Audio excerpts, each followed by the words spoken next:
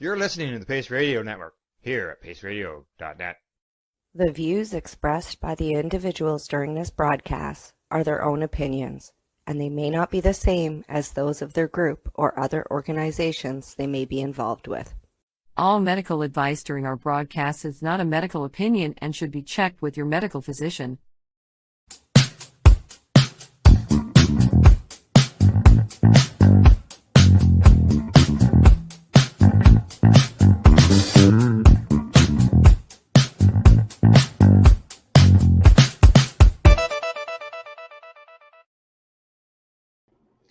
Hello. Welcome to the Mushie Moment for Tuesday, January 17th, 2023. We are coming to you live here from the Pace Radio Network. Say hello to my co-host, Steve Mather. How are you doing this morning, Steve? I am doing great. It's afternoon now, isn't it, for you? Well, yes, because we start right at noon. Yeah. So how was your morning then? It was really good. Got prepped up for the show here. Just getting excited. I love the fact that we've got this podcast going and the guests that we're currently getting on board.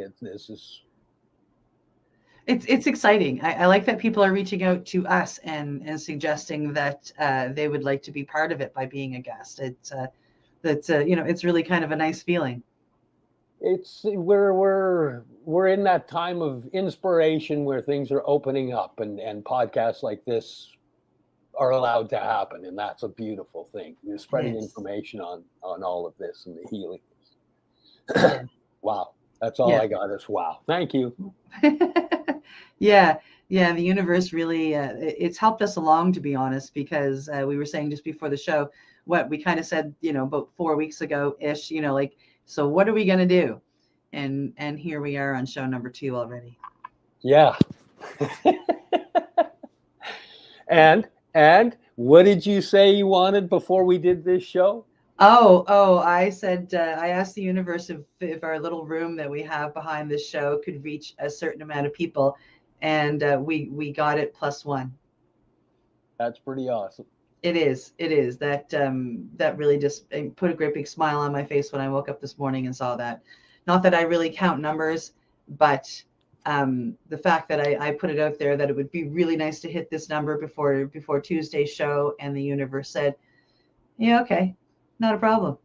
Yeah, it seems to be having our back on spreading the information and spreading the love. Yeah, it sure does. So, this is our second show. We have a pretty cool guest coming on today, I think. Speaking of spreading the love from the Festival of Love and the Year of Love. This guest wasn't just there at Woodstock. This guest had something to do with the security and something to do with helping to organize it and keep it flowing. Our guest was, kind of in the middle of the psychedelic revolution of the 60s, and then sat there and watched the festival of the psychedelic revolution happen in 1969, and it's really cool. So he's been able to watch it happen since then, and go from the first one that was quashed in the 60s, come the 70s, they quashed that, and now he's watching it happen all over again. Yeah, he's pretty impressed and happy that the psychedelic revolution is getting another wave, so to speak. He was, we'll save some of that. Yeah, we'll save some of it for when he's here, but there's some pretty amazing stuff, and he's at the forefront, and he's, in amongst some of the pioneers, and he watches it get crushed, and he's actually, got a Woodstock movement happening to bring forth the ideals that, that Woodstock was created around and what the foundation was. So yeah, that's really exciting. I'm pretty excited to bring him on. Yeah. And not just that, he's somebody that we know in person, have sat there face to face and smoked a joint with, which is really kind of cool. Yeah, and took him out to do some jamming when he was in town, and Yeah, it was really kind of cool. we might So, even get him to play some music for well, us. yeah, if we're lucky, you know what I mean? If we're lucky, but we're gonna start off with just bringing him on and hearing a little bit about what it was like in the '60s. Oh, Hey, here I am. hi, Greg. Hey, how you guys doing? We're doing Fantastic. How are you? awesome.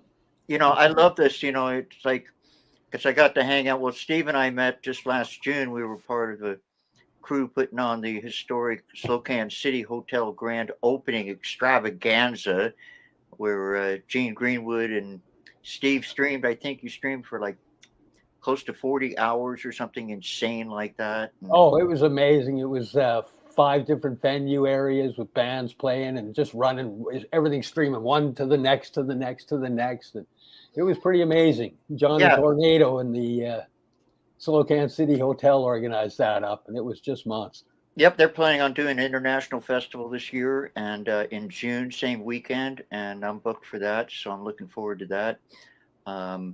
Unless I'm back east doing the Woodstock thing, but I'll talk about that later. But yeah, it was great working with Steve, and then we got to be friends, and Steve's helping me out with some medicinal products to help me get through a challenging situation in my medical life. And then I got to meet Cindy because I was down visiting, and she happened to be in from Nova Scotia doing whatever the heck you were doing back then. I don't think you slept at all while you were there. I didn't. You were like, well, I got to go here and I'm going there. And then, but it's great. And well, I caught your show last week and it kind of inspired me to reach out to Steve because you were talking about the use of psychotropic drugs in medicine and the treatment of PST and assorted things. And it occurred to me that it's very similar to what Tim Leary was doing at Harvard back in the very early 60s, and a lot of people studying in it. And most of those studies were pretty much shut down by the universities. They just didn't want to deal with it. And then soon after that, the drugs got into the recreational market. I grew up on the East Coast, so I was more influenced by Timothy Leary and the people from the Neo-American Church, which is based in northern New York State, than I would say the Owsley Summer of Love type of stuff. We on the East Coast, I don't want to call the West Coast people because I love them and I'm one of them anyway. But it wasn't as flaky, if you know what I mean. We had to keep our stuff together a bit more because. Like the town I grew up in, we had the village police, the town police, the county sheriff, the state police, special investigation stuff. And then because we were next to an Air Force base in the United States Military Academy, we also had federal cops. So there was about 8 layers of police working independently to interfere with our lifestyle, so to speak. So we didn't run around like with the really long hair that much. I mean, we had long hair, but we didn't like the hippie clothes. If you look at the Woodstock pictures, most people are dressed like you and me and Steve right now. We weren't like all, tie-dyed out. There was tie-dye, don't get me wrong, but I'm just comparing the East Coast to the West Coast because a lot of people get confused on that. They were very different. It was more warm and fuzzy on the West Coast. It was more accepted. San Francisco really adopted the culture, and New York State did not adopt our culture at all. The New York State police were pretty much somehow. It's a good thing they've changed and relaxed so much. Oh yeah, right. I don't know. I haven't been there in a while, but I'm always. Defer to the safe side when I'm dealing with law enforcement and stuff like that. Of course, I don't do anything criminal now. They went and legalized pot here in Canada, and I was going to quit because I've been smoking the damn stuff for 50 years illegally, and then they took all the fun out of it. You can buy it in the store and everything, and they go, it's ridiculous. But no, seriously, that was a good move, and there are trends towards decriminalizing things here in British Columbia, But Canada. we want to We're actually try go and backwards. experiment. We want to go backwards to where we were starting. Let's go back to the 60s. We Okay. we don't want to jump all over the place. We want to go through it from beginning to end. We want to compare the You psychedelic ask and I'll tell. revolution of the Yeah. 60s. You know, what was it like back then? And then, you know, like after the break, we'll come back and we'll compare what you saw back then to what is happening now and what we get to see now. Because a lot of the studies are actually very similar. But like, I mean, what was it like? You know, I mean, I know from experience, but like, I mean, this is going back to the 80s. One of the things that you said when you sent your bio that caught my eye is the fact that everything was stronger back in the 60s. Yeah. Everything. I mean, and you know, I know a little bit about the LSD, but everything was stronger because it was pure, right? Yeah, it was serious stuff. I mean, we were doing really large doses, and like I said in the bio too, it was totally unregulated. You know, maybe I can put it in reference of how I got involved with everything. I was like, I think 15 or so, and I'd been visiting California. I came back, and a friend a couple years older than me said, "Hey, I just found this really neat new thing, and it's way better than drinking. You should try it out. It's called marijuana." And it was like, okay, sure, let's try it out. And, you know, it was totally pretty benign and nice and everything. And then it translated, you know, about a year later, it was sort of the same scenario. He said, well, I've come across this new thing that's like really serious. And there's this guy, Tim Leary, and he gave me a copy of Psychedelic Prayers, which was a book that Tim kind of dummied down and Tibetan Taoistic type prayers. So he gave me that. That was an introduction to the mystical side of the movement.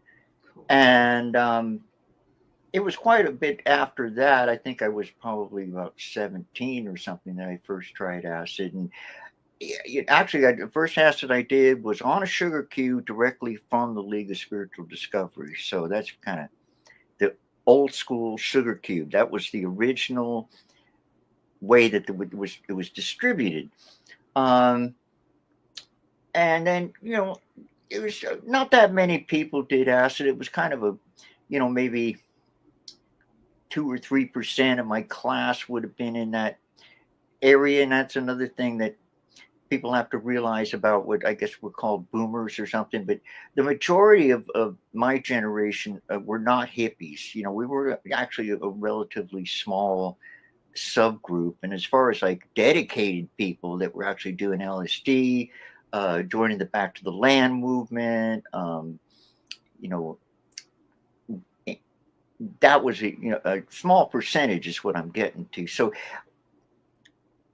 it was a transitionary process. In other words, this came out of nowhere, so to speak, into a culture that was not connected to anything that was like that, right? And I think that was where the radical cultural shift that the psychedelics created, particularly against, you know, amongst my generation, but some people a bit older than me too, of course.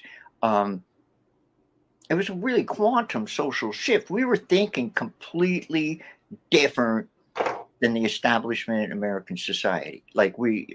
And because there'd been nothing like that in our community system, right? In a lot of the other cultures, you've got the a lot of the indigenous cultures, you've got the plant medicine being used, but because ours had nothing, and the LSD being synthetic when it came out, there's no dosing to gauge off. There's no elder to speak to find out, oh, you know, hey, how much is going to take me to the stars, and how much. Yeah.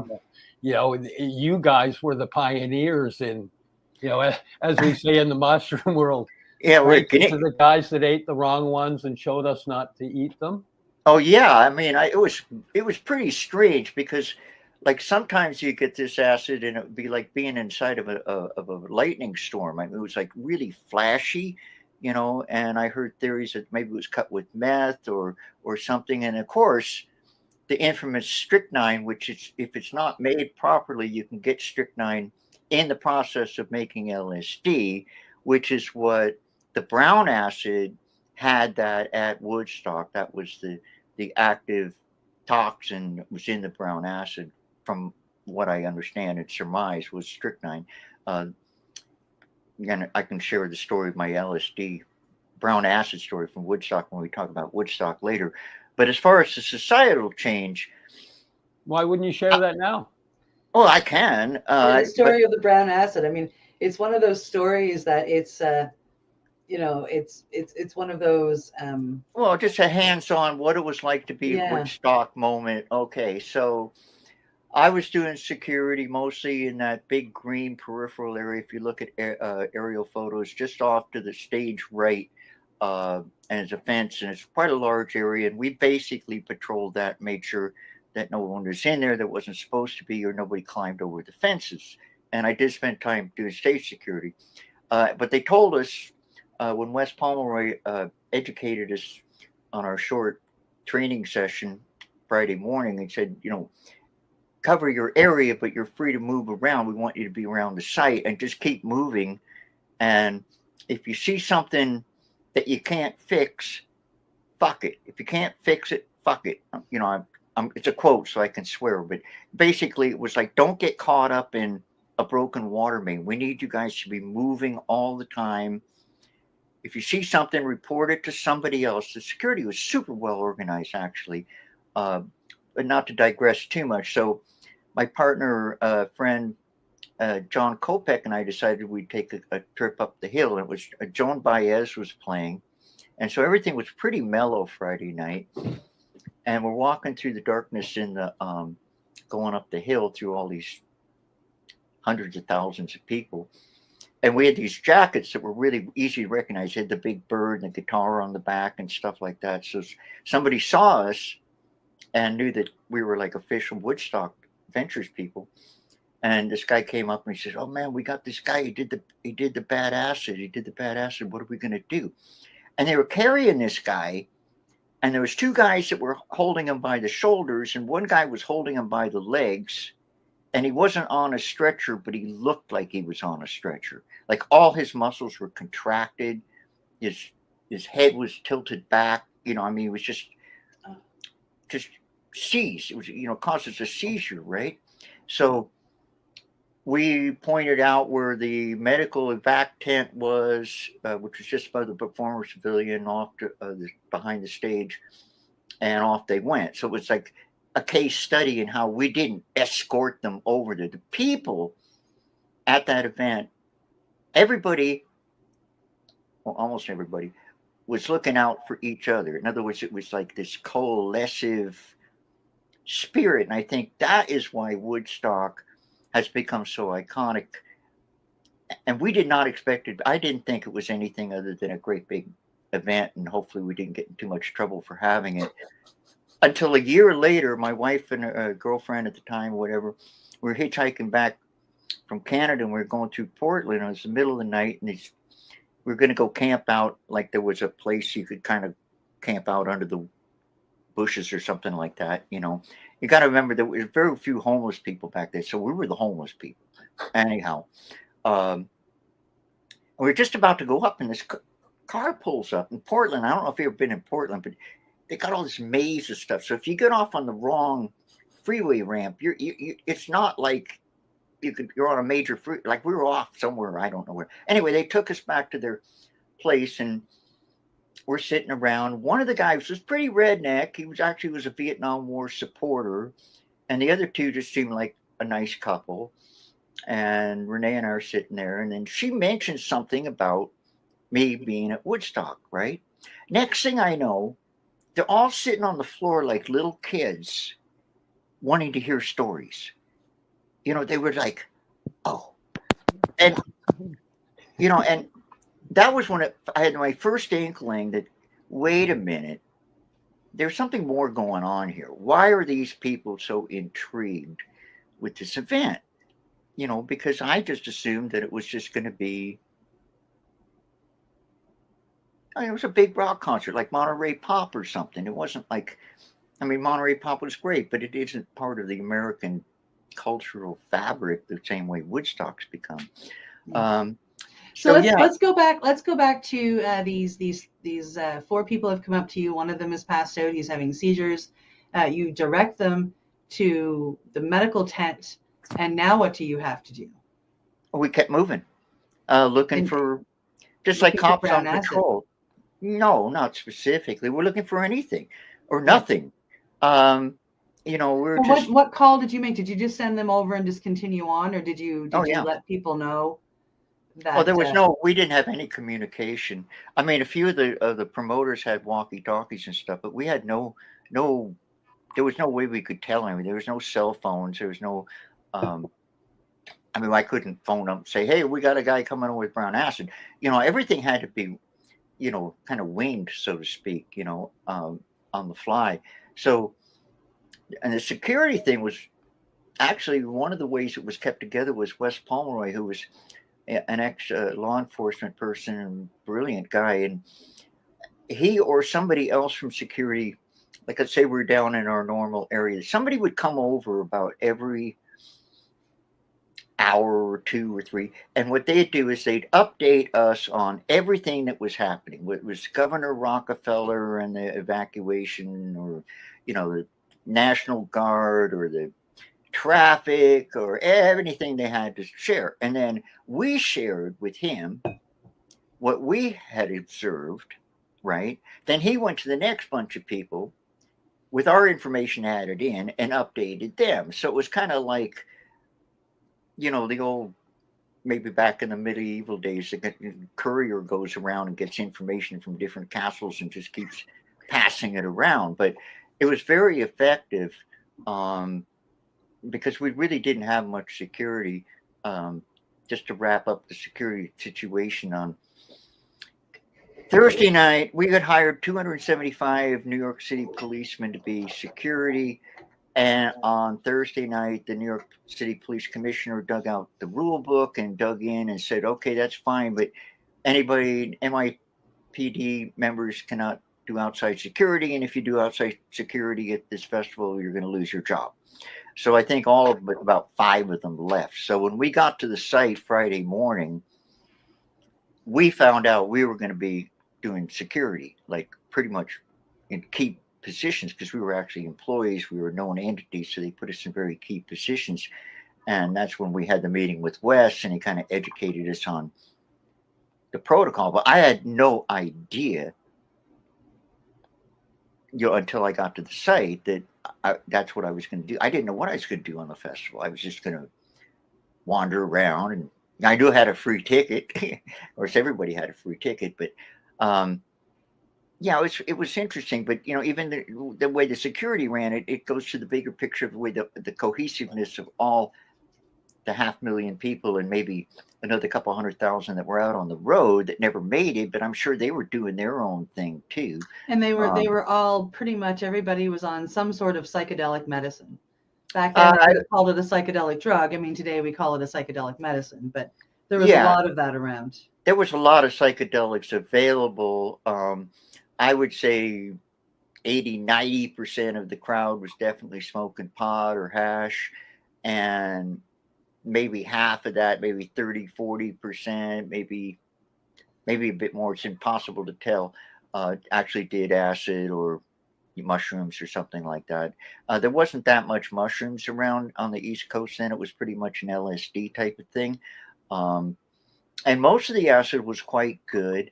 No one's ever really brought it up, but it's an interesting question of, like, where did the brown acid come from? Who brought the brown acid? Why did they bring the brown acid?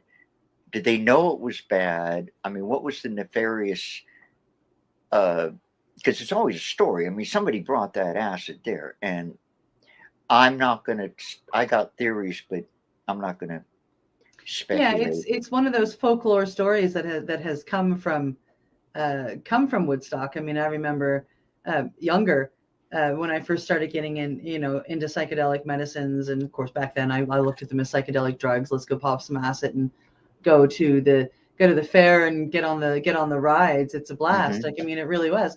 Didn't know that I was medicating myself, but it's the big folklore joke when you first start getting into it. Everybody tells you, don't take the brown acid. acid.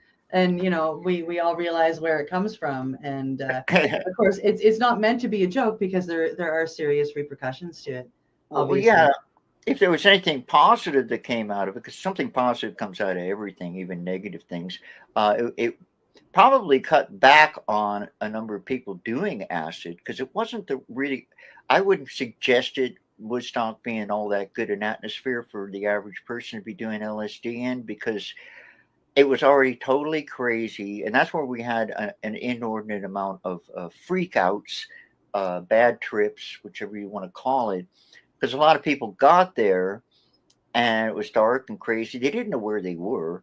I mean, they'd never been there before. And all of a sudden you get somewhere and there's 500,000 people and there's like no services. And we didn't have much of anything for crowd lighting. So, I mean, everybody was in the dark.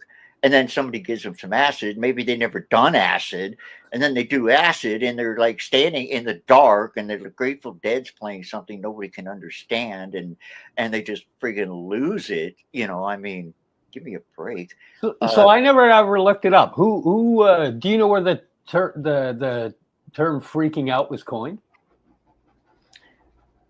Oh, well, I'm pretty sure it was coined on the West Coast, but beyond that, probably sounds like an LA type of term, I mean, Zappa popularized it, somewhat. But no, I'm not really sure. It was a pretty apropos word in a way. Was it being used at Woodstock, or was it used after Woodstock? Oh no, way before. Oh, at least a couple. Yeah, no, it was in the vocabulary, so to speak. And there was two things that would happen if somebody had a bad trip. Well, three things. One is that their friends would help them get through it, or they get through it on their own. And in the more extreme cases, the first was to take them to the hog farm, and Lisa Law and her husband Tom had this thing called the trip tent, which they took around to all the different events that they went to, because they were quite strong believers in psychedelic medicine, also based in New Mexico and everything. They were in touch with the indigenous people as well. And the trip tent was your standard protocol where you talk somebody down, you deflect their psychosis. I've had to do that. We got dosed one time at a place called Wheeler's Ranch in California, and my partner had a serious freak out. Of course, I'm stoned out of my mind too. So trying to walk her through a freak out and bring her down, and it's everybody's freak out's different, but it's somewhat schizophrenic, because there's these personality changes. Like they'll be fine and then they'll go off in something. But anyhow, the more severe cases, they go to the medical tent, like I mentioned earlier. And I think they had Thorazine, and if it was a brown acid thing, they probably evac'd them to a hospital because they were dealing with a poison at that particular point. Yeah. Well, I mean, it's nice to hear that those tents were available back then for these festivals, right? Oh yeah. And that they looked after the people that were having a really hard time. Yeah, my cats love to be on camera. This one is Angel. Hey, Angel. Yeah. I don't blame her. That's funny. I'm sauntering over. Hello. Yeah, it makes it kind of homey. My cat's out chasing rats or something like she's supposed to. There was a lot of people that did have respect for the drug, and in general, I think most people did. You know what I mean? The awareness that it was a very, very powerful being. Like I say, the percentage of people that did acid more than once or twice is probably really quite small. It didn't suit most personality types unless you have pretty strong personality or just like the buzz. It's hard to say, like you're trying to go per capita type of thing. But the movement was definitely, I think the acceleration of the enlightenment that LSD was behind. I think that a lot of the more progressive thoughts and ideas that came out of that particular movement. And that particular movement also, how much of it had to do with acid? Would the movement happen without acid? Is one of those rhetorical questions that nobody's going to know. It's like the classic, would you be different if you had never done psychedelics? Well, that's kind of probably more than likely, like, duh, you know. Yeah. Hey, Greg. Mm-hmm.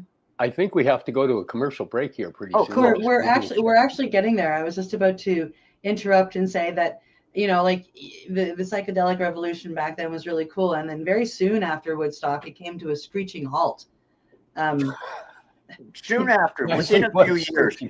Yeah, to a screeching halt. Everything was put on, you know, schedules. It was criminalized, and experiments or studies that were like following it back then for different things, and you know. They were all kind of, you know, hidden. They were put back in a box and they were put away. And that's the kind of stuff that I'd like to talk about when we come back. I do too. That's where you start getting into the underground and whatnot. And I think you probably have a lot of stories about that. But I got to click some buttons. I'm not going to let you talk. I'm going to keep interrupting you, because if I let you talk again, I know that we'll be back on another big conversation. I really got to take us to break. No, I like this stuff. So it is break time. It is time to medicate. Steve and I will be right back with our amazing guest, Greg here very, very shortly. The cat is now gone. Thanks for joining us, and we'll see you in just a couple. Take a medicated break. A medicated break. You're listening to the Pace Radio Network here at paceradio.net. Camelford Lifestyle Shop, open Monday to Friday from 10 till 7 p.m. or by chance. Check out our flags, our t-shirts, plus our hats, and look of that supply of rolling papers, plus much more. We've got bongs and your favorite herbal vaporizers. Look at all the incense we have, as well as for those who collect knives, check out these knives in our collection. And while you're here, stop in to see Shay at the piercing room, where you can get poked by Shay. Daily deals, check them out. Camelford Lifestyle Shop, 17 Bridge Street West, Camelford, Ontario.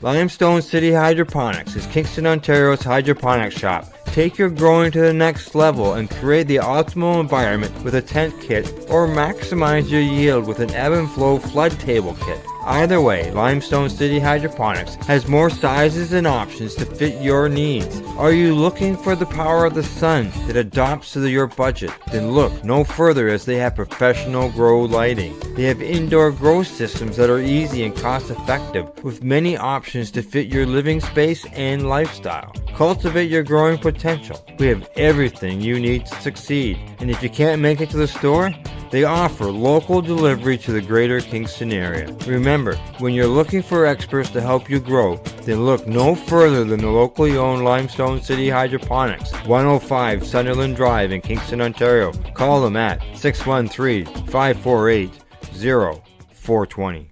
Rerolled Saturdays. Check it out. Nothing but non-stop cannabis and psychedelic programming. Find it at 420pace.ca.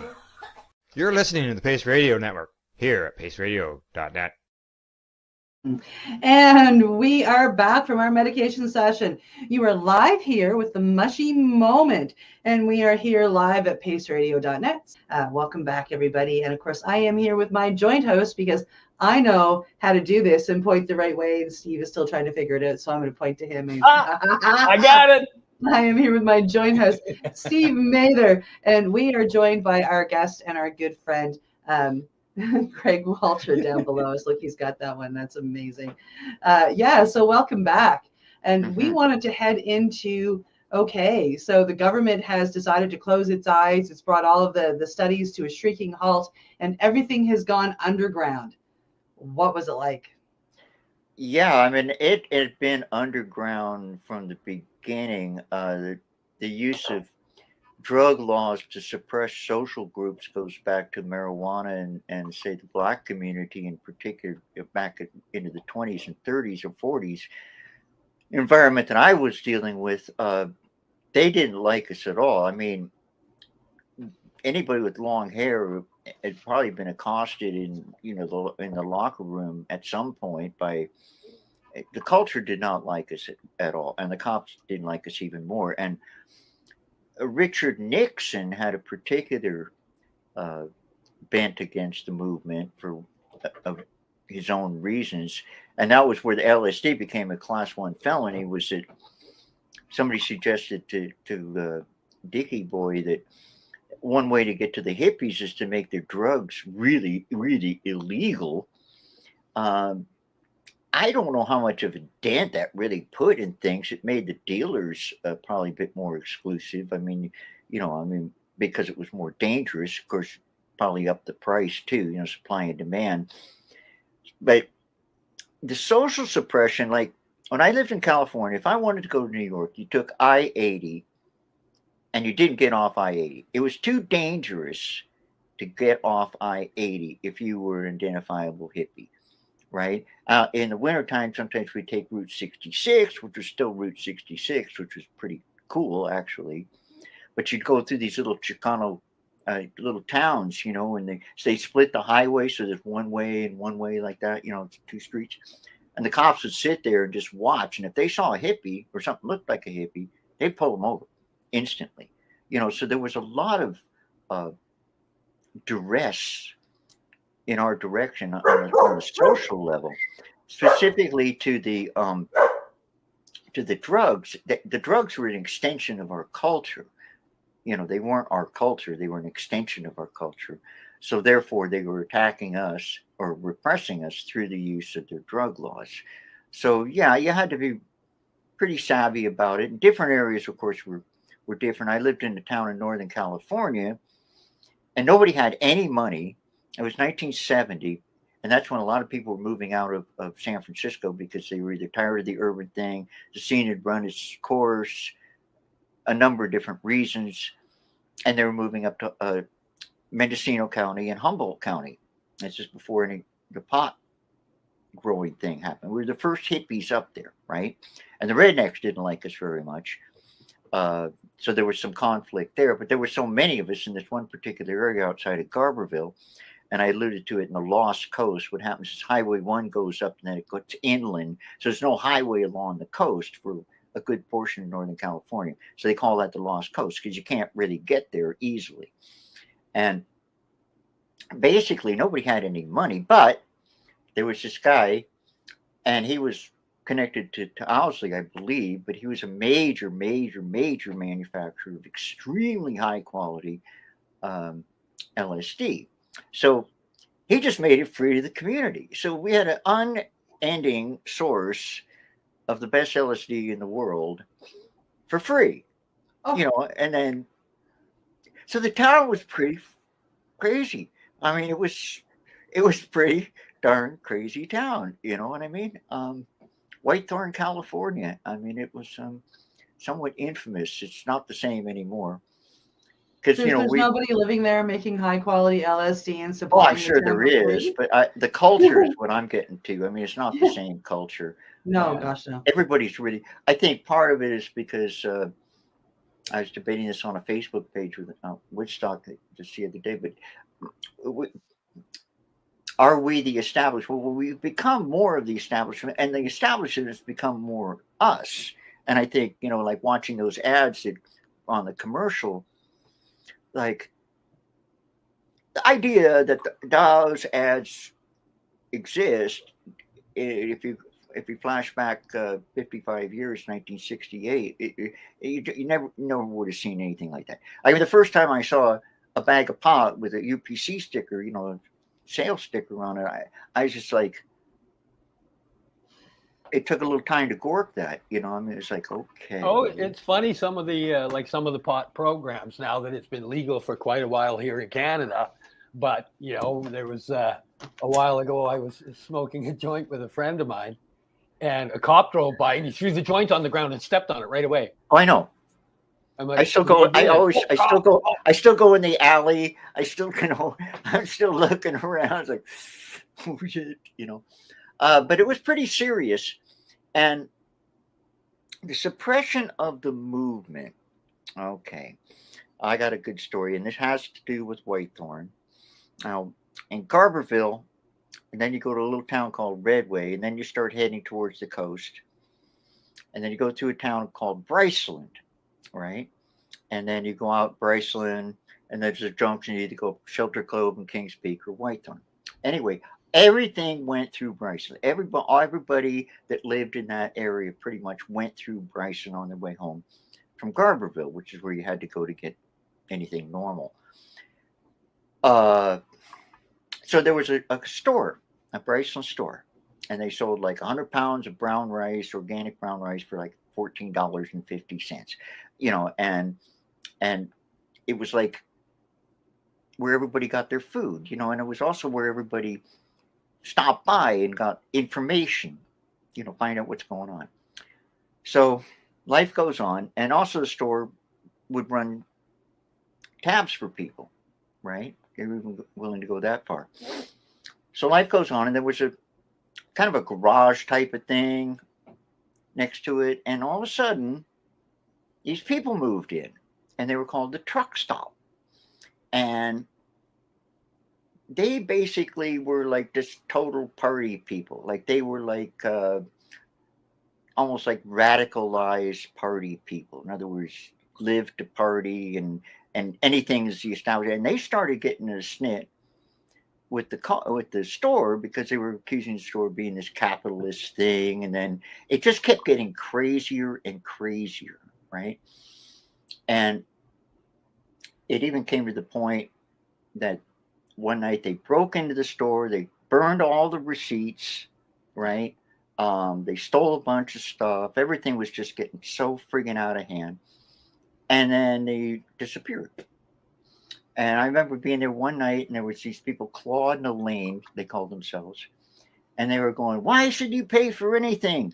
You shouldn't have to pay for everything. Everything, we are all equal. If somebody has a chainsaw and they're not using it, you should be able to go over their house and take their chainsaw. So this huge divide developed between the more back to the land type people that were living there with families and stuff like that, and the party people. And of course, being a musician, I was sort of in between, I was back to lander, but parties are nice too.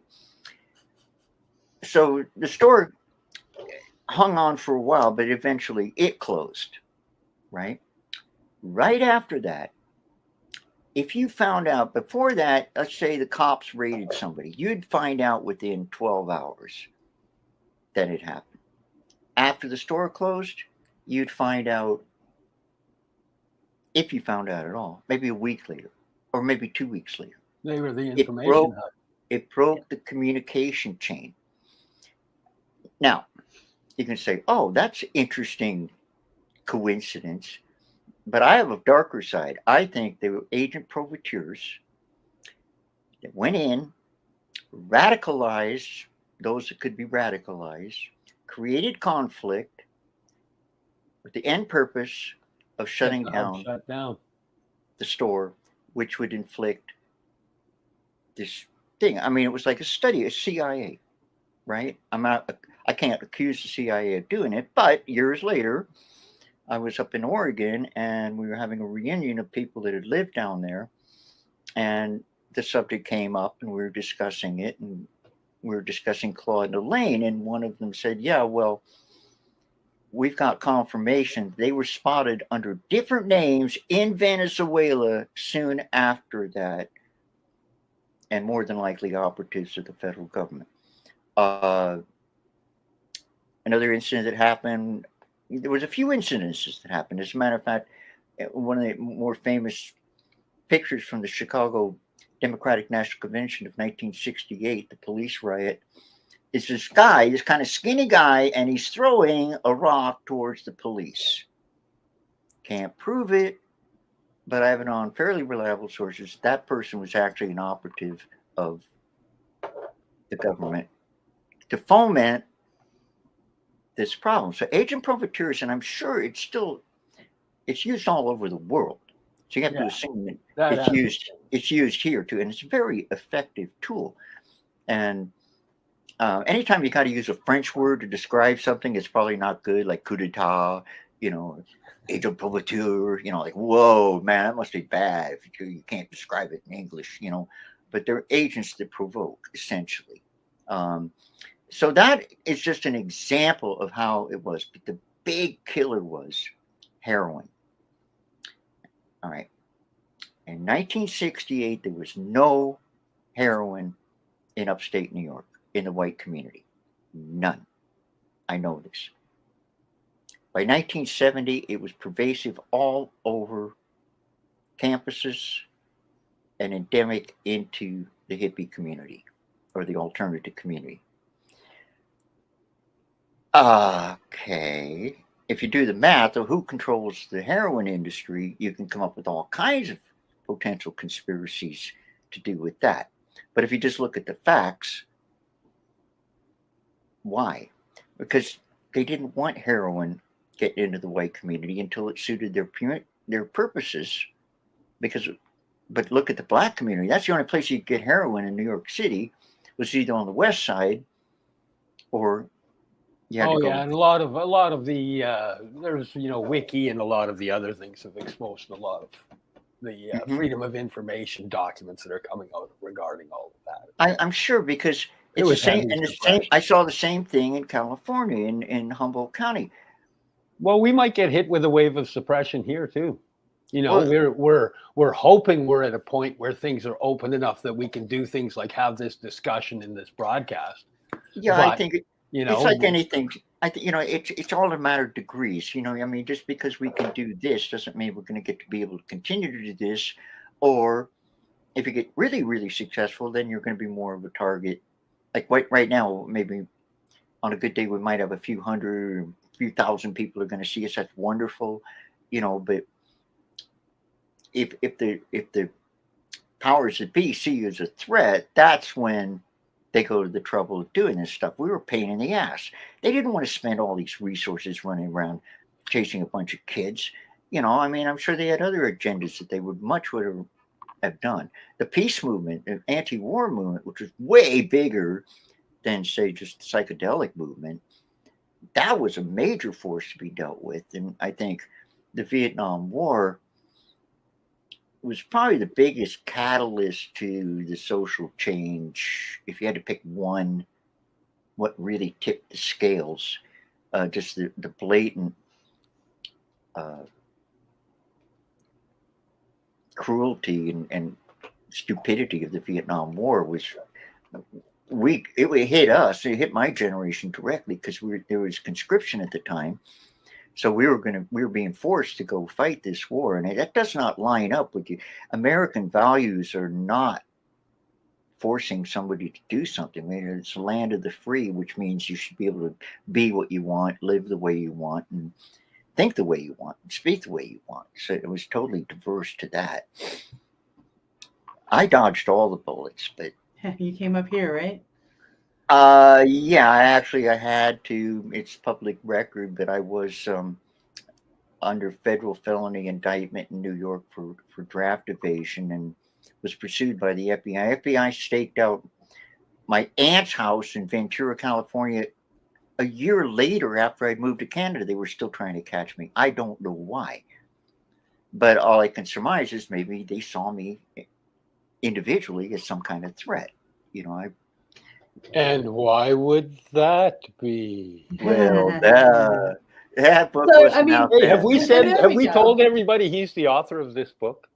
Well, not today, not yet, but yes, this is. There is a book. Steve is holding up, and I will hold. We're going to be doing all kinds of things with the book.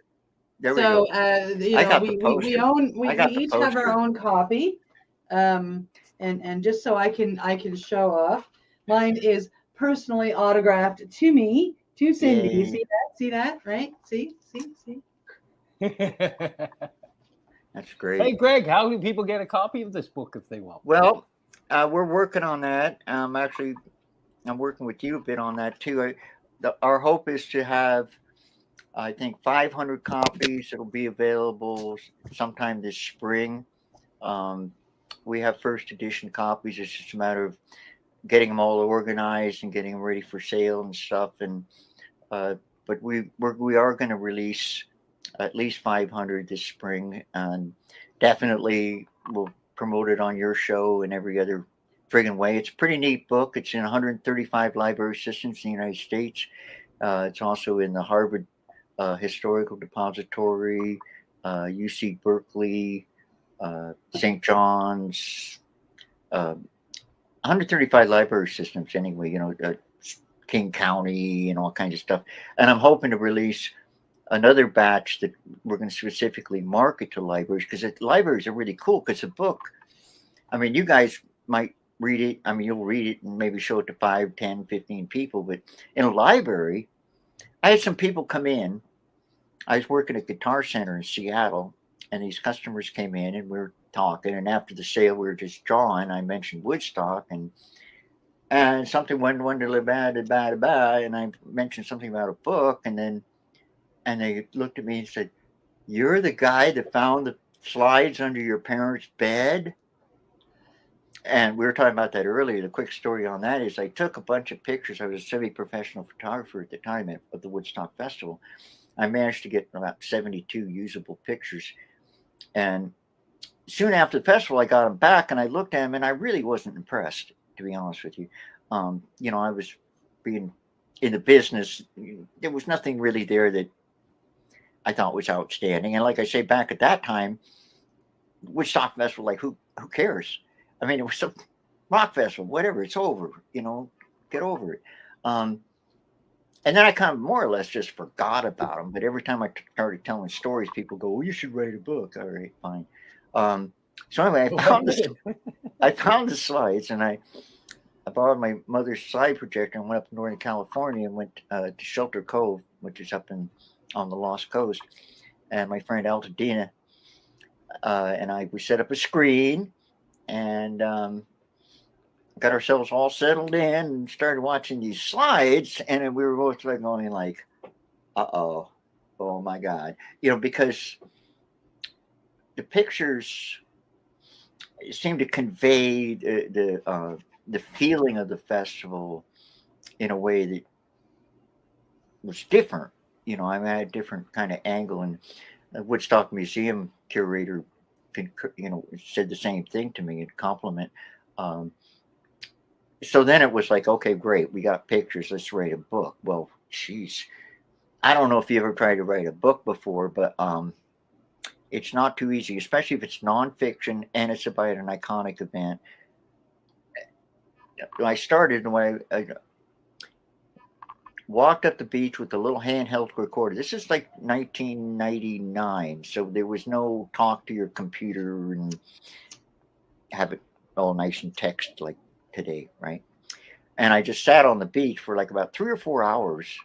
I still got the tapes, and you can hear seals in the background and stuff. And I just talked this concept of how I saw the timeline in my head of what the book would be.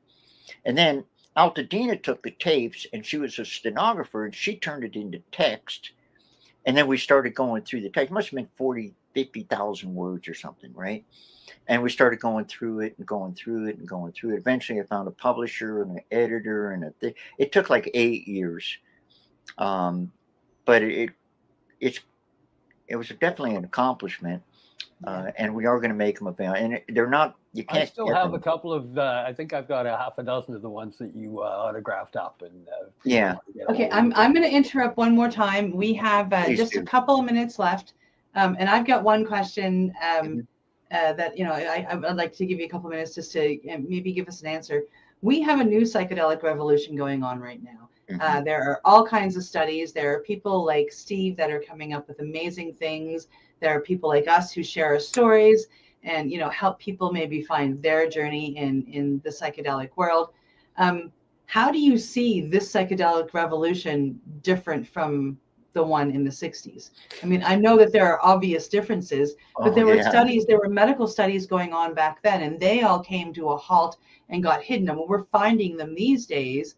But I mean, you would have seen some of that, out in the world before they brought that great big halt. Yeah, well, the biggest difference is that the movement isn't dealing with the level of suppression that we had, with, especially amongst the mainstream researchers and institutions and stuff like that. They're actually encouraging it.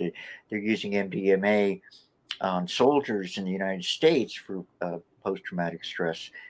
So it's society has accepted psychedelics. A majority of Canadians, Americans are not against this, whereas when I was dealing with it, they were. I watched Reefer Madness. They made me watch Reefer Madness. I mean, seriously, we had to go to school and watch Reefer. That's how old I am. So that's a big difference. And going back to what we were talking about earlier, the unregulated, unsupervised, Wild West nature of the psychedelic movement of the 60s and 70s. I mean, you guys it's so organized. You go to the pot shop and it tells you all the different ingredients and stuff like that. You take something and it's like, oh, it's this much this and this much that and this much that. So the combination of those things is massive. It's totally massive. And the use of psychedelics and marijuana and stuff like that, it really falls into two categories. I'm sure you agree. It's the recreational and the medicinal. Yeah. And I was really encouraged. And I really hate to interrupt again, but we are honestly out of time. I have to say thank you so much for joining us. We are going to have to bring you back again because I can tell that there are so much more to say. I still had a bunch of questions. And Steve didn't even get to his questions, so he's going to have to take his notes and pack them away for the next time we bring you back. Thank you for being on the show, and thank you for being such an awesome co-host or host. Oh, thank you for doing this with me. Thank you to Greg for joining our show, and from our friends at the Legacy420.com and the Campbellford Lifestyle Shop. That is our Mushie Moment for today, January 17th, 2023. We will see you next week. We've got a pretty exciting guest coming on for next week, one that so far I've been excited for all of them. So as excited as I was for Greg and John, I am excited for our guest next week, and I can't wait to announce it later on in the week. Listen, everybody, have a great week, and we will see you soon. Have a fantastic day. Yeah, thank you. Yeah, we love you very much. You're listening to the Pace Radio Network here at paceradio.net. The opinions of the individuals during this broadcast are their own, and may not be the opinions of their group or other organizations they may be involved with. All medical advice during our broadcast is not a medical opinion and should be checked with your medical physician. Enjoy the buzz of legalization with Campbellford Lifestyle Shop. From lights to plant nutrients, books, consumption accessories, and more, we've got all your basics to grow or consume cannabis. Visit our info center or take a look at our piercing services and body jewelry, now available in-store through Campbellford Lifestyle Shop, 17 Bridge Street West, Campbellford. Limestone City Hydroponics is Kingston, Ontario's hydroponics shop. Take your growing to the next level and create the optimal environment with a tent kit, or maximize your yield with an ebb and flow flood table kit. Either way, Limestone City Hydroponics has more sizes and options to fit your needs. Are you looking for the power of the sun that adapts to your budget? Then look no further, as they have professional grow lighting. They have indoor grow systems that are easy and cost effective, with many options to fit your living space and lifestyle. Cultivate your growing potential. We have everything you need to succeed. And if you can't make it to the store, they offer local delivery to the greater Kingston area. Remember, when you're looking for experts to help you grow, then look no further than the locally owned Limestone City Hydroponics, 105 Sunderland Drive in Kingston, Ontario. Call them at 613-548-0420. We are people advocating cannabis education here at paceradio.net.